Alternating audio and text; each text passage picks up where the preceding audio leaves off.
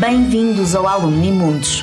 Na série O Porto Generation Gap, vamos conhecer diferentes gerações de famílias que concluíram os seus cursos na Universidade do Porto e na mesma faculdade. São pais e filhos, avós e netos, tios e sobrinhos. Acompanhem-nos na descoberta de uma universidade multigeracional, mas que tem mantido o seu espírito genuíno ao longo dos tempos. Hoje no Alumni Mundos temos connosco Adriano e Joana Bordalissá, alumni do ICBAS, Instituto de Ciências Biomédicas Abel Salazar, da Universidade do Porto, que são pai e filha. O Adriano tem dedicado mais a sua vida à investigação e à academia. A Joana, apesar de ter também alguma experiência na investigação, está mais ligada à prática clínica, visto ser oncologista médica. Mas vou deixar estas explicações para os nossos convidados. Olá Adriano, olá Joana, bem-vindos ao Alumni Mundos. Vou começar aqui pelo professor Adriano Bordalissá. Porquê as ciências biomédicas? Porque as ciências biomédicas, por uma razão muito simples. Quando eu, em 82, em junho de 82, cheguei a Portugal, com uma licenciatura e um mestrado feito fora, no ICBAS estava a iniciar-se a área de ciências do meio aquático. Que a ideia do ICBAS, o ICBAS foi concebido em termos práticos uns anos antes, em 75, mas já antes, o professor Corino de Andrade, umas semanas antes de ser preso pela PIDE, deu uma conferência aqui no Porto, onde ele falava que o futuro da medicina passava também pelo mar. Portanto, o professor Corino de Andrade teve esta visão. E outros depois implementaram, e nomeadamente o reitor da altura, o professor Rui Luís Gomes, o professor Nuno Grande também, e o professor Corino de Andrade. Mais alguns que implementaram a escola onde nós estamos, onde eu e a minha filha, onde ela esteve e está ainda hoje, de alguma forma. E então surge este curso juntamente com o curso de Medicina. E foi um parto muito difícil, devido a uma série de vicissitudes. E então, em 82, quando eu cheguei, em junho, pois eu tentei perceber qual era o panorama nacional de alguém que vinha com uma licenciatura e um mestrado ao fim e ao cabo, na grande área da biologia marinha, e, concretamente, em algo que me interessava muito, que são os pequeninos, os filhos de deuses muito pequeninos, que são os micro-organismos. E contactei, então, o ICBAS, inicialmente, para ver. Eu não tinha ainda o meu curso reconhecido. É certo que o reconhecimento do meu curso foi meteórico, comparado com outros. Basicamente, em 5 meses, houve esse reconhecimento. Nessa altura eram júris nacionais, foi na Faculdade de Ciências de Lisboa, e então em janeiro voltei ao ICBAS e como precisavam de pessoas, não é? Abriram um concurso público onde eu fiquei e começo a trabalhar no ICBAS no dia 8 de abril de 1983. Primeiro como assistente estagiário, como tinha um mestrado, reconhecem o mestrado e passo a assistente. E depois eu tinha 2 hipóteses. Ou fazia o doutoramento e progredia na carreira, ou não fazia o doutoramento e, passado algum tempo, teria que abandonar, o que não era do meu agrado de maneira nenhuma. Portanto, e foi assim que o doutoramento demorou mais tempo do que seria de esperar devido a vicissitudes da vida. Mas esta minha ligação, então uma ligação ao ICBAS há 40 anos e enquanto puder andarei por aí. E foi sempre com... Ou seja, quando veio para o ICBAS já foi com este intuito das ciências aquáticas. Já era isso que pretendia? Sim, essa era a minha formação de base e o ICBAS aqui teve o primeiro curso da área aquática. Ainda hoje se chama Ciências do Meio Aquático e agora que estamos em processo de revisão vai-se continuar a chamar Ciências do Meio Aquático, porque definitivamente, se bem que inicialmente a minha formação era mar. Aliás, a minha dissertação de mestrado foi feita num ambiente fantástico do Mediterrâneo Oriental, em Chipre. Maravilha. Isso não é trabalho, isso não é trabalho. Mas quando venho para o ICBAS vejo que há mais mar que mar, não é? E temos água doce e temos as pessoas que precisam de água e que depois isto foi-se fortalecendo ao longo dos anos e por isso eu gosto de dizer que sou hidrobiólogo, ou seja, biólogo da água que de alguma forma diz aquilo que eu faço, mas e ao longo destes anos todos não me dediquei apenas à água, aos micro-organismos. Neste momento, e com a participação da minha filha também, temos feito estudos que acabam por ser estudos de saúde pública em África. Nós não tínhamos qualquer relação com a África, mas a partir de 2006, ela depois contará-se se calhar a história. A partir de 2006 não largamos mais isso, e inicialmente a Guiné-Bissau e passa agora por Moçambique e por São Tomé também, onde procurando, tendo os trabalhos de investigação como base a água, nós passamos para a saúde das pessoas, porque a vida no nosso planeta é baseada no carbono, mas sem água nós podemos estar 4 semanas sem comer, sim, mas não duramos mais de 3 dias, e vê-se o que aconteceu agora nesta tragédia, que foi o terremoto na Turquia, não é? Que as pessoas que conseguiram sobreviver 1 semana, 2 semanas, foi porque tiveram acesso à água da chuva, ou à água derretida do gelo, ou uma canalização que rebentou, ou então alguns que beberam a sua própria urina e conseguiram sobreviver ali. Portanto, a água é fundamental. E, infelizmente, a água, nem toda a gente tem acesso à água, e é isto, basicamente, nós também fazemos em África. Vosso trabalho. Muito bem. Joana, agora falar um bocadinho do teu percurso. Tu foste influenciada de alguma forma pelo teu pai nesta entrada do mundo, pelo menos nas ciências? Se calhar não tanto na medicina, mas nas ciências. Acho que no Instituto de Ciências Biomédicas Abel Salazar, sim. Porque desde pequena que acabava por ir à escola, não é? Ao instituto, por assim dizer, muitas vezes, não é? Às vezes a escola acabava, fosse o ciclo, depois o liceu, e eu ia ter com o meu pai, para depois me levar para casa, e quando se entrava no ICBAS antigo, naquele velho edifício, não é? Havia um lema que é um médico só sabe medicina, nem medicina sabe.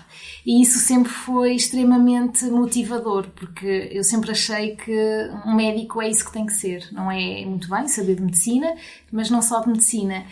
E naquela altura, estamos a falar do fim dos anos 90, portanto a minha opção era estudar no Porto, e havia 2 opções, não é? Havia a Faculdade de Medicina da Universidade do Porto e havia o ICBAS. Eu sempre achei que o ICBAS, apesar de tudo, ia mais ao encontro daquilo que eu pretendia, se calhar, com a medicina, de ser um ambiente, se calhar, também mais heterogéneo. Uma coisa que havia nessa altura era que os 3 cursos que havia de Medicina Veterinária, de Ciências do Meio Aquático e da própria Medicina tinham um tronco comum, ou seja, os alunos eram misturados nos primeiros anos, e isso era uma mais-valia porque contactávamos uns com os outros, e não era só aquela coisa medicina. Se calhar também por o ICBAS ser centrado no centro da cidade, não é? Da baixa da cidade, e isso também era aliciante. Portanto, foram aqui vários motivos que também me fizeram escolher o ICBAS para estudar. Eu comecei o meu percurso por veterinária, em boa verdade, e depois acabei por mudar para medicina, mas isso teve mais a ver com a questão das saídas profissionais. Uma pessoa, quando escolhe o curso, é muito jovem, se calhar não tem uma perspectiva completamente real do mercado de trabalho, e achei que a medicina, se calhar, me daria mais oportunidades, mas também na investigação. porque eu sempre achei que queria uma área ligada à prática clínica, mas também ligada à investigação, e também achei que a medicina me daria mais essa oportunidade. Ser mais, se calhar, mais abrangente. Mais abrangente, isso. E isso também refletiu-se depois a minha escolha na especialidade, que é a especialidade de Oncologia Médica, que escolhi fazer no IPO do Porto, onde estou até agora. Portanto, passei por assistente, agora sou assistente graduada, estou assim a meio do percurso, por assim dizer, e a Oncologia Médica nesse aspecto também é muito completa, porque tem a prática clínica, sim, tem a parte de investigação e permite fazer as duas coisas de forma aliada, por assim, complementar. Claro que gostaríamos de ter um bocadinho mais de tempo a fazer investigação, e aliás até hoje o IPO do Porto tem ligações ao ICBAS, e o ICBAS tem ligações ao IPO do Porto, onde também tenho a oportunidade de dar aulas no mestrado exatamente de Oncologia, onde estou a fazer doutoramento muito devagarinho, porque efetivamente é difícil conciliar a prática clínica com a investigação, mas é possível, devagarinho, mas é possível. Por isso, voltando à pergunta inicial, se o meu pai me influenciou, acho que de certa forma indireta, digamos que sim, porque no fundo eu sempre conheci o Instituto desde muito pequena, e de facto o lema de um médico só sabe medicina, nem medicina sabe, eu no ICBAS encontrei isso perfeitamente, e quero acreditar que ainda hoje em dia esse lema ainda existe, e que os alunos, qualquer que seja o curso, não é? Que levem isso para casa. Certo. Sim. É engraçado que eu estou aqui a pensar, o teu pai acabou por não te influenciar tanto, se calhar, nesta parte da medicina, mas influenciou-te sem dúvida na parte da investigação, não é? Porque foi uma parte que tu quiseste ter sempre presente no teu futuro profissional, não é? Quando pensavas, se calhar, em escolher um curso, ter sempre aliado a essa parte da investigação que o teu pai, no fundo, se dedicava, não é? Portanto, é giro perceber que realmente houve aqui esta pequena influência nesta parte. Sim, pequena, se calhar grande também. Aliás, a meio, quando eu era interna, optei também por fazer um mestrado à moda antiga, não é? Porque agora em medicina saem todos já mestres integrados, mas no meu tempo eu saí licenciada em medicina e acabei por fazer um mestrado em medicina e oncologia molecular, que fiz na Faculdade de Medicina da Universidade do Porto, porque também era mais perto do IPO, e pronto, e foi também uma experiência interessante, porque acabei por ir para o laboratório, um dos laboratórios do IPO, da epigenética, onde também conduzi essa investigação básica, e foi muito interessante também estar aí com a mão na massa, e fez o trabalho, fiz a dissertação, defendi, portanto também foi uma experiência interessante. Sim, eu acho que o meu pai me deixou também este bichinho, sim, que pronto, claro que as coisas hoje em dia não andam tão depressa, porque não é possível, os doentes estão sempre em primeiro lugar. Claro. Vocês, apesar de terem estudado no ICBAS, não é? Na mesma faculdade, no mesmo instituto, nós estamos a falar de duas épocas um bocadinho distintas, embora o pai nunca tenha saído do ICBAS, não é? Continua por lá, portanto acompanhou todas as fases. Inclusivamente a Joana estudou no ICBAS, que estava no centro da Baixa, não é? No centro da cidade, e agora o ICBAS que nós conhecemos é um ICBAS moderno, não é? Mais ou menos moderno, mas diferente do ICBAS em que vocês estudaram, digamos assim. Vocês costumam ter conversas sobre o ICBAS nos tempos em que estudaram, cada um no seu tempo? Costumam falar sobre as diferenças das épocas, os professores? Sim, há sempre uma nostalgia, porque ao fim e ao cabo, quando eu chego então ao ICBAS em 83, nós de facto tínhamos mais 2 faculdades lá dentro, num espaço muito acanhado. E conseguimos progressivamente firmar-nos enquanto escola, e conseguimos fazer muitas vezes o impossível com aquelas instalações. Por exemplo, uma coisa que me chamou logo a atenção no início é ver naquele edifício, logo em 83, e passou-se aqui ainda logo no primeiro inverno, portanto o inverno de 83-84, que foi particularmente frio, e ver que o edifício tinha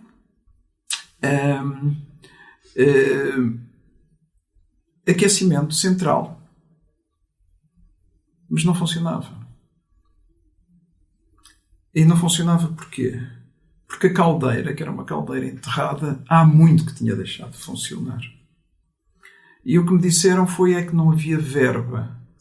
Porque antes de ser ICBAS, aquilo tinha sido outras escolas, portanto foram muitos anos de abandono dessa infraestrutura. Aquilo estava lá e não funcionava. E mesmo com a eletricidade era muito complicado, porque chegou-se à conclusão que não havia nenhum desenho por onde passavam os cabos elétricos. E eu lembro perfeitamente,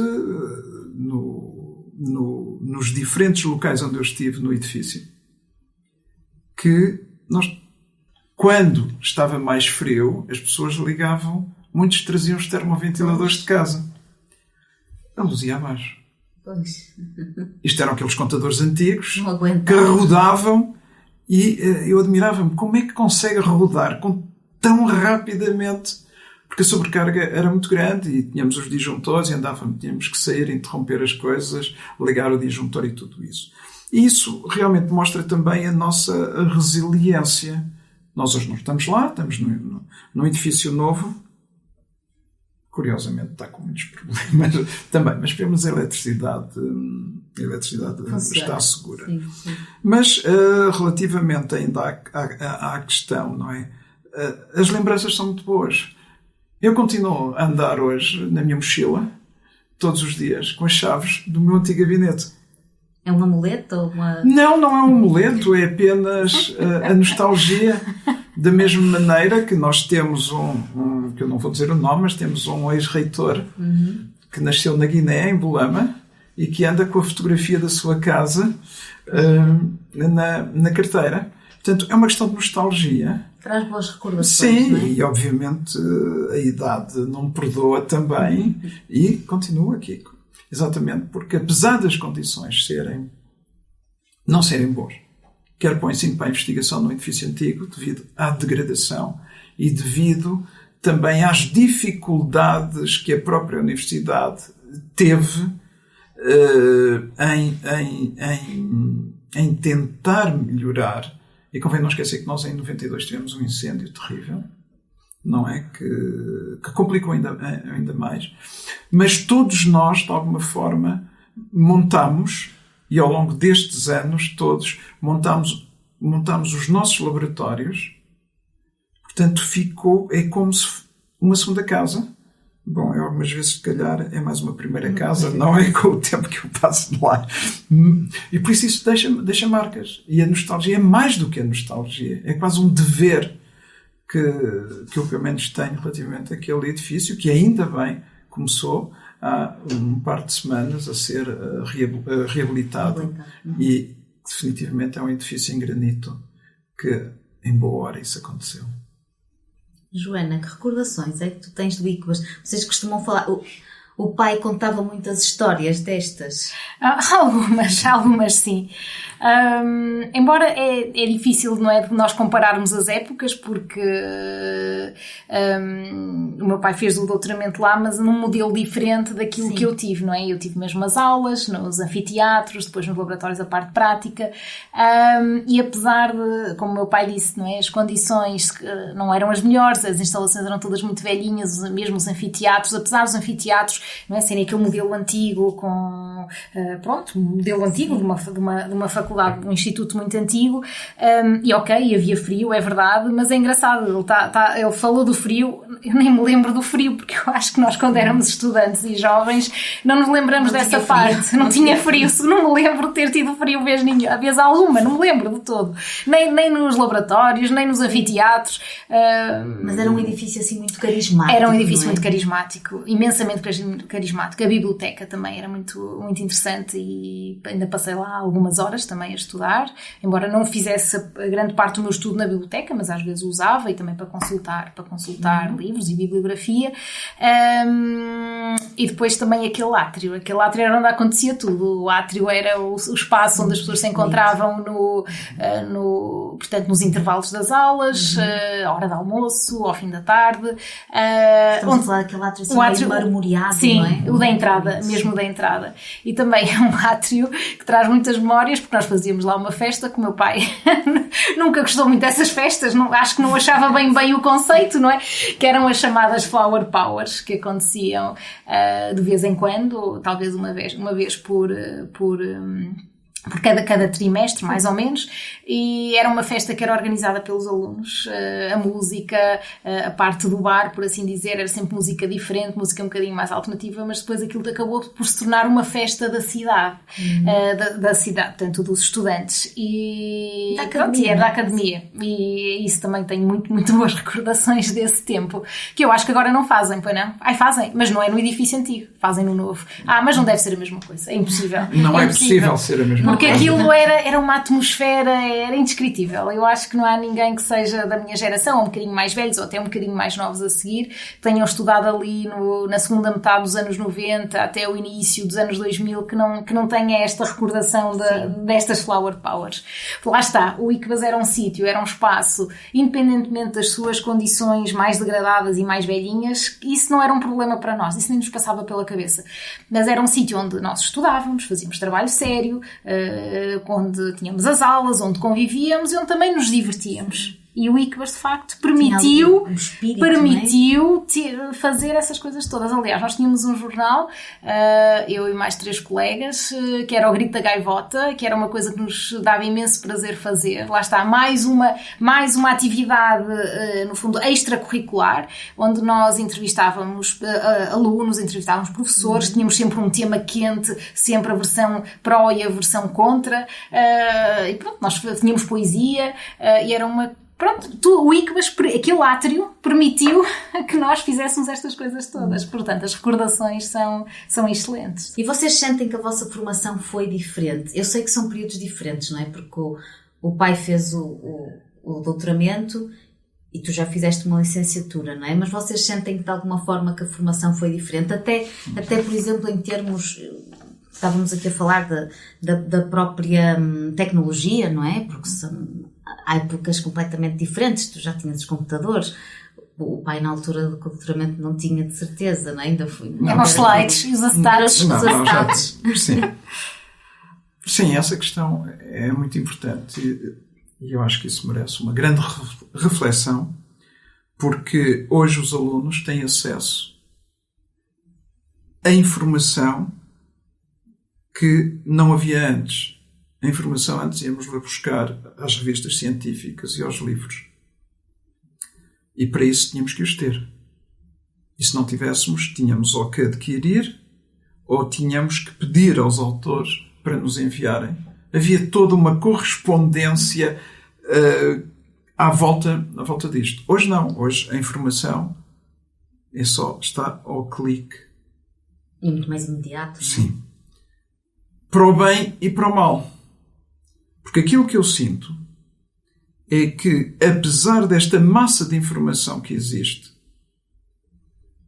os alunos hoje não a conseguem assimilar. Primeiro aspecto. Segundo aspecto, há a desinformação. Sim, isso também existe, nomeadamente com as redes sociais, isto não se sabe onde está a informação correta e onde está a outra. É preciso procurar as fontes credíveis. Sim, não é? E eu vejo isso. Por exemplo, há alunos que me dizem: mas eu vi na internet... Na Wikipédia. Especialmente quando não concordam com as respostas nas avaliações. Ou seja, porque as minhas avaliações usam este esquema.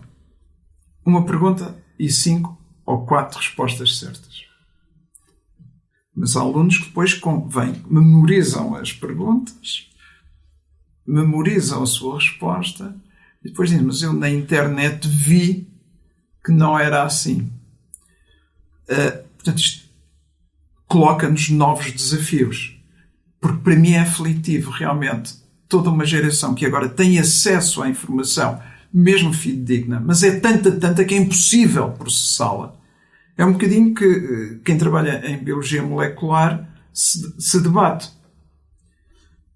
Que é, em biologia molecular, portanto, nós podemos, por exemplo, estudar genomas. E, quando se passa para a diversidade, por exemplo, de bactérias,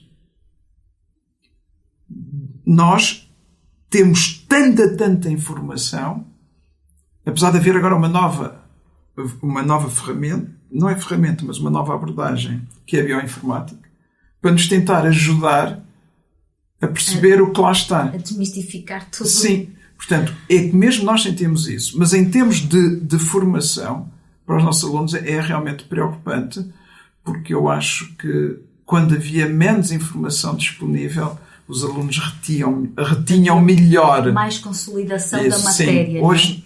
Hoje nem tanto. E é problemático porque muitos dos nossos alunos no ICBAS vão ser os cientistas no futuro. Verdade. E alguns vão ser os nossos decisores em diferentes áreas, não é? E isto, para mim, preocupa-me bastante. Tu sentiste isso, Joana? O teu pai está a dizer... Já tiraste o curso há alguns anos, não é? Não estamos a falar, se calhar, desta época pura e dura da internet, não é? Na tua altura estava tudo ainda um bocadinho a começar. Nós estudávamos essencialmente por livros ou por artigos científicos, nós não tínhamos esta disponibilidade na internet, embora talvez no último ano de curso já tínhamos um bocadinho mais, mas mesmo na internet não era fácil e acessível, portanto eu não digo que não passei por isso, eu noto isso agora mesmo no meu dia-a-dia. Também continuo a contactar com médicos mais jovens, os internos, mesmo os estudantes, não é? Estudantes de medicina, e também noto isso, noto que é o acesso ali imediato, não é? Tem todos os smartphones e vão logo ver a dúvida, e só que lá está, às vezes eu acho que eles se sentem perdidos sem saber bem onde procurar e o que é uma fonte fidedigna para terem essa informação. E eu estou agora a pensar um bocadinho, tu como na tua prática clínica deves ter doentes que também já chegam lá um bocado. Também. Eu já sei o que é isto. É que eu já o Dr. Google. Né? É isso. Também cada vez temos mais o Dr. Google.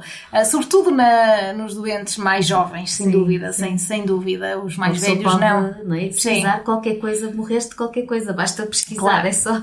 Mas também faz parte, lá está. É isso que o meu pai diz. É mais desafiante para os alunos. Para mim também é mais desafiante com os doentes. Mas isso faz parte do meu trabalho. De também saber desmontar as coisas. De saber comunicar de forma correta, objetiva, de forma empática, não é? Para que os doentes também percebam o que é que nós estamos ali a fazer. Claro.